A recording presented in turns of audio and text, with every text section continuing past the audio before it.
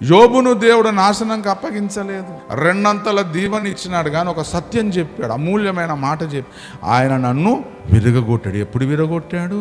పరిస్థితులను రప్పించి విరగగొట్టినాడు.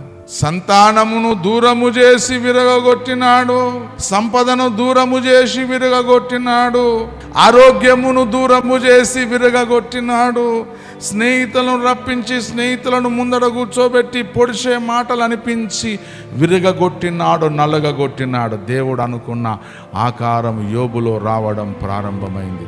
నీతో ఎవరైనా కఠినంగా మాట్లాడుతున్నారా అమ్మా? మీతో ఎవరైనా కఠినంగా మాట్లాడుతున్నారా? నీ భార్యనో, నీ భర్తనో, నీ అత్తమామలో, నీ తల్లిదండ్రులో, నీ తోడబుట్టిన వారు నీతో ఎవరైనా కఠినంగా మాట్లాడితే నీకు బాగా పౌరుష రేషం వస్తుంది కదా. యోబు చెప్తున్నాడు, ఎన్నాళ్ళ మట్టుకు మాటల చేత నన్ను నలుగగొడతారు. అక్కడ నలుగగొట్టే ప్రాసెస్ అవుతుంది. నిన్ను నలుగగొట్టి విరుగగొట్టి దేవునికి ఉపయోగకరమైన పాత్రగా మార్చుకోవడం దేవుడు ప్రారంభించినాడు. దేవునికి స్తోత్రం చెప్పి